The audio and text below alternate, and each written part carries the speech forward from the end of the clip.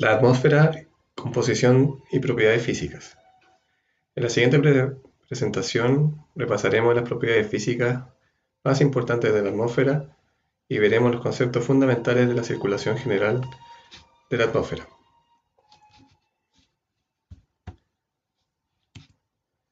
Como dijimos en clases anteriores, la energía que recibe el planeta Tierra a través de calor es recibida desde el Sol por medio de la radiación. La radiación solar caerá en el planeta con un ángulo desigual, el cual dependerá fundamentalmente de la latitud, ubicación geográfica o la época del año.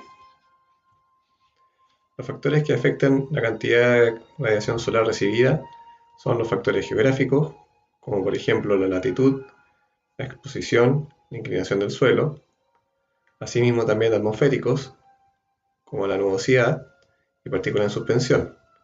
Como veremos más adelante, la nubosidad y las partículas contenidas en la atmósfera reflectan buena parte de la radiación recibida. Otro factor importante que afecta a la recepción de radiación solar es la época del año. Inclinación de la Tierra. Como saben, la Tierra tiene un ángulo de inclinación respecto al eje de traslación con respecto al Sol de 23,5 grados. Esto hace que los rayos solares no sean recibidos de forma regular en el planeta, dependiendo de la época del año. Como vemos en el ejemplo, cuando es verano, los rayos solares se reciben de manera más directa y de manera más tangencial cuando es invierno. En el ejemplo, con las flechas rojas se marca cuando es verano en los respectivos hemisferios, norte y sur. En ellos podemos ver que los rayos tocan tangencialmente en los polos, mientras que en los polos contrarios, cuando es invierno, los rayos solares prácticamente no llegan a la zona polar. De acuerdo a lo que vimos un par de láminas anteriores, la época del año también incide en la recepción de rayos solares, debido al ángulo que el planeta tiene respecto al eje del Sol. Cuando es invierno, los rayos serán más tangenciales respecto a cuando es verano. Debemos recordar que las estaciones del año son recíprocas en hemisferios, es decir, cuando es verano en el hemisferio norte será invierno en el hemisferio sur y viceversa. Cuando es verano en el hemisferio sur será invierno en el hemisferio norte. Lo mismo ocurre con la primavera y el otoño. En la siguiente imagen podemos ver con más claridad cómo inciden los ángulos de recepción de los rayos solares dependiendo de la zona geográfica. En el ejemplo, siendo verano en el hemisferio norte, podemos ver que los rayos solares en la zona del trópico, en este caso el trópico de Cáncer, serán recibidos con un ángulo de 90 grados. Este ángulo va decayendo a medida que nos acercamos al polo. Y así vemos que en el círculo polar del hemisferio norte, cuando es verano, siguiendo en el mismo ejemplo, donde está marcado con la línea o flecha amarilla, el ángulo es mucho menor con respecto al ángulo del trópico. Asimismo, en el hemisferio que es invierno, en la zona polar, los rayos apenas tangentean el círculo polar antártico. Dicho esto, en conclusión podemos ver que la radiación solar se recibe de manera desigual en el planeta, siendo la zona de mayor recepción de radiación solar y calor la comprendida entre los trópicos de Cáncer en el hemisferio norte y el trópico de Capricornio en el hemisferio sur, pasando por la línea del Ecuador. Y las zonas de menor recepción de radiación y calor son las zonas polares.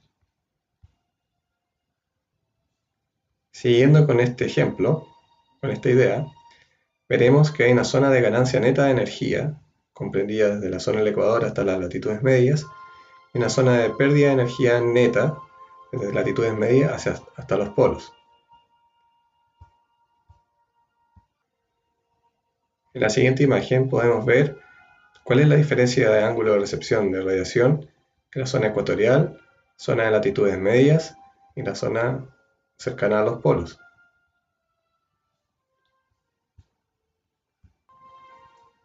Anteriormente dijimos que la atmósfera las nubes y las partículas que en ellas están contenidas reflectan buena parte de la radiación solar, como vemos acá en el ejemplo. Otra parte de la radiación solar es reflejada desde la superficie. Las zonas que reflejan mayor cantidad de radiación son aquellas que tienen una superficie de tono más claro, como por ejemplo las zonas desérticas con arenas o las zonas cubiertas de nieve y hielo, glaciares y cumbres de montañas. Seguramente habrán escuchado hablar sobre el efecto invernadero. Esto se explica de la siguiente forma. La acción antrópica fundamentalmente ha hecho que aumente la cantidad de CO2 contenido en la atmósfera.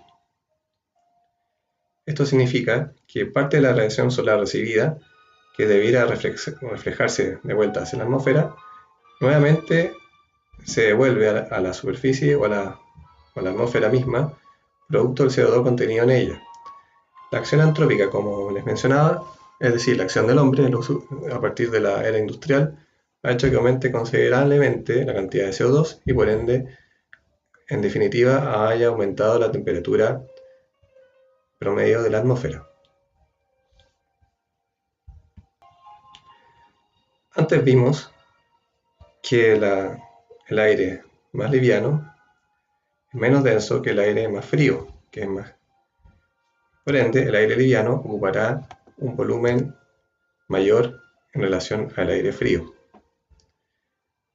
Las masas de aire se mueven desde donde hay una presión mayor a donde hay una presión menor.